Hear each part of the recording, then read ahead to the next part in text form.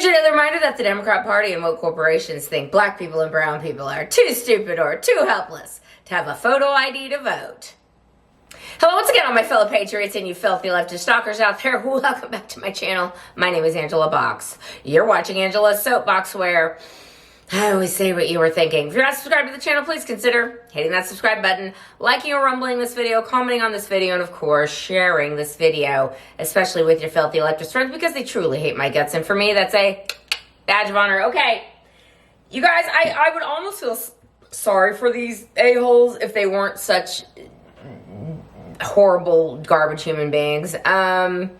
Sea turtle killing plastic straws going to the Democratic Party because you're in a lot of trouble, which I'm here for. So,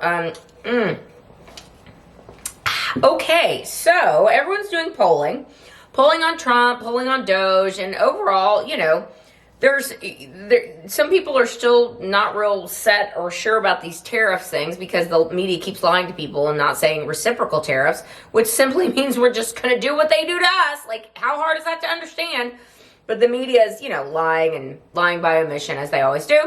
God, my hair, it's driving me crazy. By the way, it's wedding week. It's wedding week. That's right, ladies and gentlemen. I'm getting married on Saturday, and so there's just a lot going through my head, so forgive me.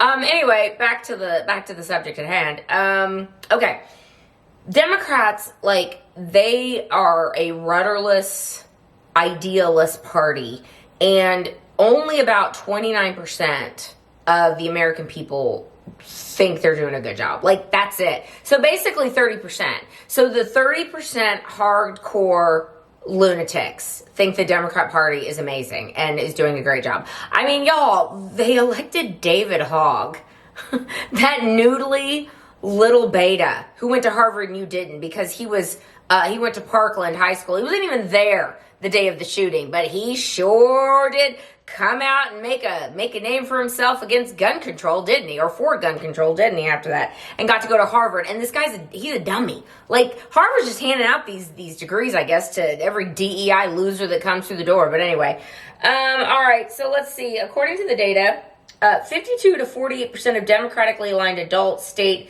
that the party's leadership is currently taking the Democrats in the wrong direction. So basically half of the Democrats, which, you know, it's a good news, bad news for them. I mean, it's a good news, bad news for them. It's a good news for us. Let me put it that way. It's bad news for them. The bad news for them, a couple things. Only 50% of their party thinks they're going in the wrong direction. Now, that means 50% of them think it's great. 50% of them are like, what do you mean you're stepping away from trannies showering with women, Gavin Newsom? What do you mean you're doing a 180 and saying that boys shouldn't be in girls' sports, which is what Gavin Newsom is doing? What do you mean we shouldn't have, you know, maybe flown in all the illegal aliens from the prisons and the insane asylums from overseas? What do you mean? The Democrats are actually saying, no, we should do more of this. Like, a lot of Democrats believe that they didn't go far enough left. To which I say, fantastic news. Like, the fact that AOC, the rumblings are that AOC is going to challenge Chuck Schumer for the Senate in New York. I'm like, oh, hell yes. I am so here for that. And the reason, of course, she's doing that is because Chuck Schumer caved to Trump last week. It's like, I just want to know what Trump says to these people in these meetings. Because even like all these leaders that go in acting like they hate him and stuff, like they all come out grudgingly liking him. They all come out going, man, what the hell just happened? He just turned my head completely around. Like the Irish PM or whatever the Tasich they call the Irish president. This guy's a lunatic leftist. He comes in last week. He's sitting there with Trump. They're all yucking it up, talking to the press. I mean, they're just buddy. I mean, what the hell did Trump say to Chuck Schumer to change his tune from, we're going to resist every single thing that Trump does, to, okay, we're going to vote for cloture, so we'll vote on this bill? Chuck Schumer had the right political motivations and the right idea, because he does know, he's not an idiot in the sense that he's not a David Hogg, okay? He is a political savvy, a savvy political animal. I mean, he did famously tell Donald Trump that, you know, when you cross the intelligence community, they have 6 ways from Sundays of getting back at you, and boy, was he telling the truth. and, that's all going to come out too, but whatever. But Schumer came out and said, the reason I didn't put up a fight, and we voted for cloture, which to me, saying they're not going to filibuster this bill, is because it would not be a good look for Democrats. Democrats have been crying about shutting down the government, and we can't shut out the government, the Republicans are going to shut it down, and we can't have this, and blah, blah, blah. But if the Democrats were the ones shutting down the government, that would not be a good look for them. So that's the only reason that Chuck Schumer told the Democrats to vote for cloture. And I think only 4 did. So, it's like calm down, AOC. But the fact that AOC is wanting to run for Chuck Schumer's seat, the fact that AOC is like, no, I'm going to challenge him in the Democratic primary. I mean, yes, go for it. Again, if only half of their party thinks they're on the right track, half of them think they're on the right track. That means half of them think they're on the right track, which is great news for Republicans. I say lean into this, Republicans. I think you should put every single one of these lunatics on the spot whenever you can. The media won't, so Republicans should. Every time they go up on the floor of the Senate or the House, they need to be like, hey, I'm just checking to see, are there any Democrats here today that want to change their vote on allowing biological males to compete with biological females? Anybody? No, you're all still unanimous on that? Okay, great.